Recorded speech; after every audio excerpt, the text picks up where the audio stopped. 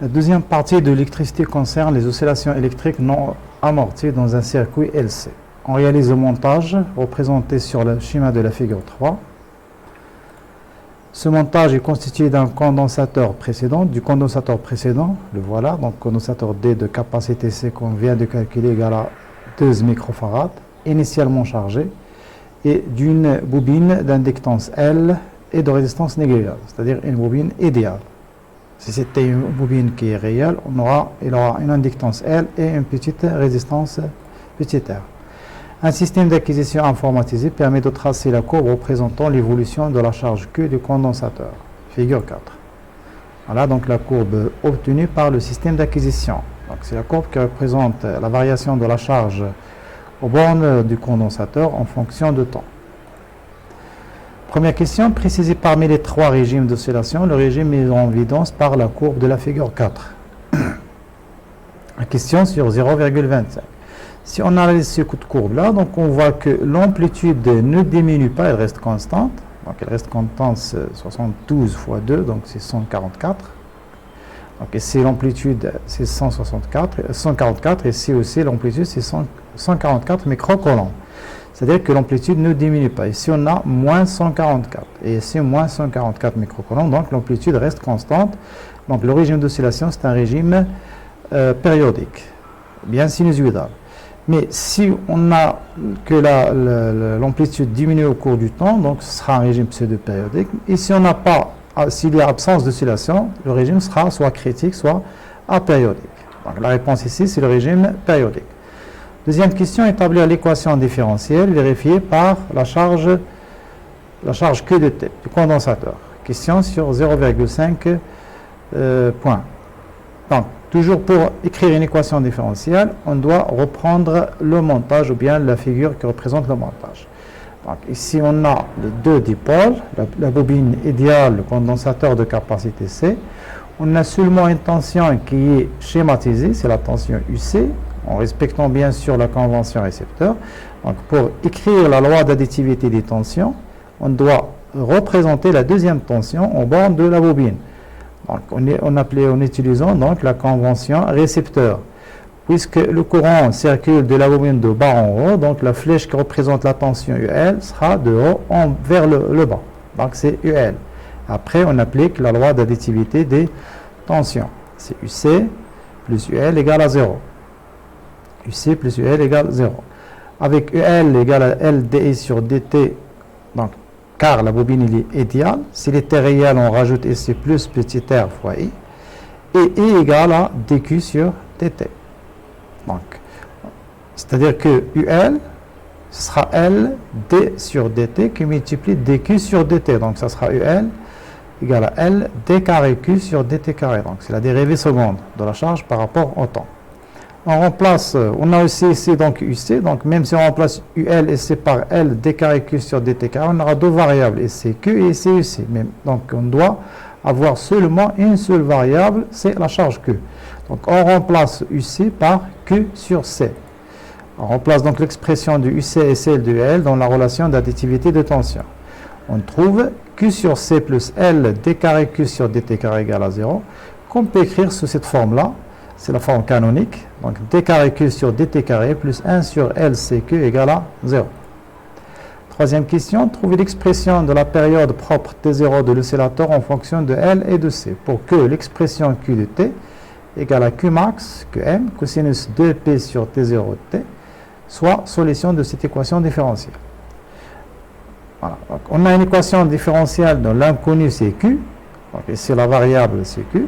Donc la solution de cette équation différentielle, ce qu'on appelle l'équation horaire, donc sera soit cosinus, soit sinus, parce qu'ici on a la forme canonique des équations différentielles dont la solution est sinusoïdale.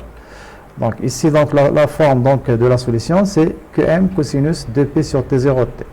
Pour chercher l'expression de T0, donc on doit dériver la charge Q deux fois et on va la remplacer dans l'équation différentielle. On dérive deux fois par rapport au temps l'expression de l'équation horaire, la solution de l'équation différentielle.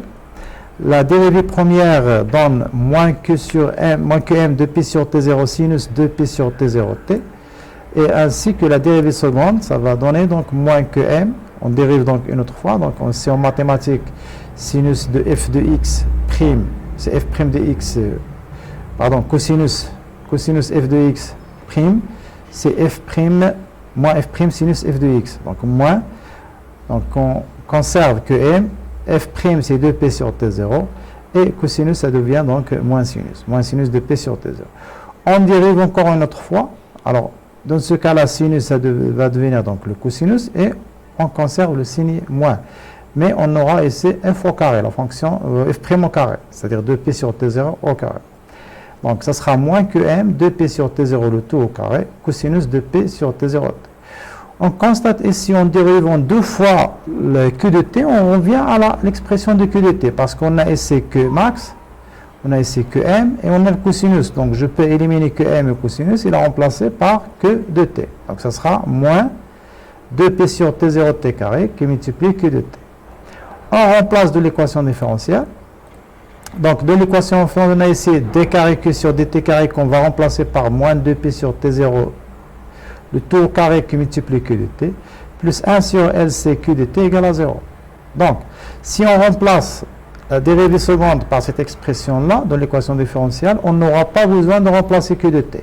Mais si on utilise cette expression-là, moins que m 2p sur t0 t carré cosinus 2p sur t0 t ici, ici on écrit plus 1 sur LC plus q de t, et on remplace q de t par que m cosinus 2p sur t0 t. Donc, je vois, cette méthode-là, elle est plus simple. Donc, je remplace par cette expression-là et je n'aurai pas besoin de remplacer q de t. Je vais factoriser par q de t.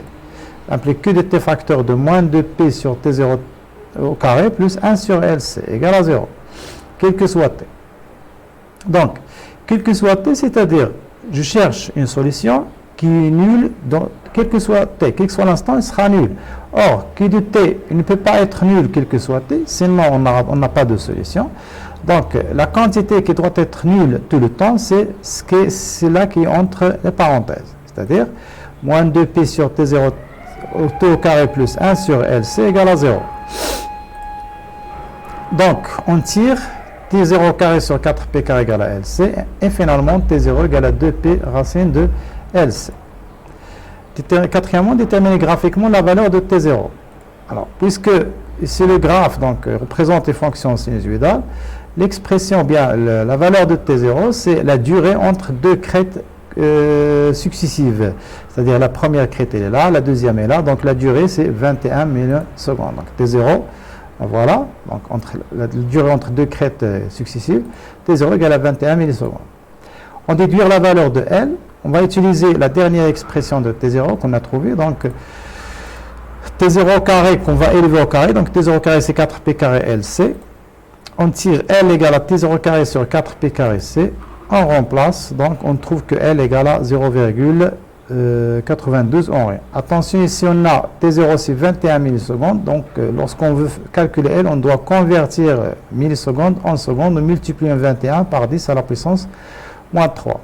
La valeur de C c'était 12 microfarads parce qu'on a utilisé le même condensateur que la première partie. Donc, microfarad, donc on convertit en farad, on multiplie ici par 10 à la puissance moins 6. Et le résultat, c'est presque 0,92 Henri. La troisième partie de l'électricité concerne la modulation d'amplitude d'un signal. Alors, je vais lire l'énoncé. Pour obtenir un signal modulé en amplitude, on réalise le montage représenté sur le schéma de la figure 5. Le voilà, la figure 5. Où le multiplieur X, donc ce rectangle-là à l'intérieur, on a X, c'est le multiplieur. Donc, est un circuit intégré possédant deux entrées. Donc, il a deux entrées E1, E2 et une sortie. Donc, bien sûr, on n'utilise que les bornes nécessaires. Mais normalement, il a 4 broches. Il a 8 broches, le multiplieur. Mais ici, on va utiliser seulement les 3 qui sont nécessaires ici. Alors, on applique quoi? Sur l'entrée E1, voilà, sur cette entrée-là, tension U1 de t, voilà, U1 de t, a une expression U1 de t égale à PM cosinus 2PFPT. Donc, sur U1 de t, puisqu'on a ici donc PM, donc normalement P, donc ça désigne porteuse. Et sur l'entrée E2, une tension U2 a eu pour expression U2 de t égale à U0 plus S de t. Voilà, U2, donc celle-là, elle contient la somme de deux tensions, une tension variable S de t et une tension continue, constante, et 0, la somme des deux. Ou la tension variable SCS de t égale à Sm cosinus 2p Fs t et la tension modulante. Et U0, la composante continue de cette tension. Donc ici on a la tension donc modulée, donc ça sera U1. Et la tension modulante, ça sera une partie de U2, ce sera S de t, à laquelle on rajoute une tension bien composante continue, donc pour ne pas avoir de problème lors de la démodulation. À la fin, donc à la sortie du multiplieur, on a la tension US. On obtient à la sortie S du multiplieur X une tension US de t modulée en amplitude. On visualise la tension U1 de t sur la voie A de l'oscilloscope et la tension U2 de t sur la voie B, figure 6. Voilà la figure 6, donc c'est le résultat obtenu. Donc on va visualiser la tension U1 de t sur la voie A et la tension U2 de t sur la voie B. Voilà, donc U1 de t, donc on va visualiser la tension U1 de t, donc représente la porteuse, et la tension U2 de t qui va représenter le signal donc modulant plus la tension continue, bien la composante continue. Donc, on va visualiser seulement les deux tensions. Donc, on n'aura pas besoin de visualiser la tension US, là, qui est le produit, bon, puisque c'est un multiplieur, donc on va faire le produit du U1 et U2 en rajoutant donc une constante de multiplication, K. Alors, les sensibilités, donc, fleurs-données, donc les sensibilités donc, utilisées, sensibilité verticale, 1 volt par division, et la sensibilité horizontale, 2 millisecondes par division. Voilà, donc le résultat obtenu. Donc on a ici deux tensions. Tension qui varie très vite, donc c'est la porteuse, et une tension qui varie lentement, c'est la tension U2 qui contient le signal informatif plus la tension de décalage, U0. Premièrement, définir la modulation d'amplitude. Donc la définition, c'est la modulation d'amplitude consiste à faire varier l'amplitude d'un signal de haute fréquence, qu'on appelle porteuse, en fonction d'un signal de basse fréquence qu'on appelle signal modulant. Ce dernier est celui qui contient l'information à transmettre. Donc, la modulation d'amplitude, on a ici la porteuse là, donc qui varie rapidement. On va donc, il a une amplitude ici qu'on voit qui est constante, dans la partie positive et dans la partie négative. Donc, lorsqu'on va faire la modulation de cette porteuse là, on aura ici donc une amplitude qui va varier en suivant les variations de U2 de t. L'amplitude va varier en suivant les variations de U de t. Deuxièmement, déterminer graphiquement, de 1, les fréquences Fp et Fs. Donc, pour déterminer la fréquence Fp et Fs, on détermine tout d'abord les périodes Tp et Ts. Alors, pour déterminer donc Ts, donc Ts c'est la période du signal qui varie lentement, c'est le signal U2 de t, donc c'est sa période-là. Donc, sa période, donc, il est donc entre, par exemple, une crête, deux crêtes successives. Donc, ça, par exemple, si je choisis cette crête-là et celle-là, donc ça sera TS et C. Donc, TS, je compte, on a 4 divisions, et pour chaque division, je reviens vers donc, les sensibilités. Pour chaque division, la sensibilité donc, horizontale, on a 2 millisecondes par division. Et ici, on a 4 divisions. Donc, TS égale à 4 divisions qui multiplient la sensibilité 2 millisecondes par division, donc TS égale à 8 millisecondes. Donc Fs, c'est 1 sur TS. Fs, c'est 1 sur TS, donc 1 sur... Pardon, ici, ça sera 8 millisecondes.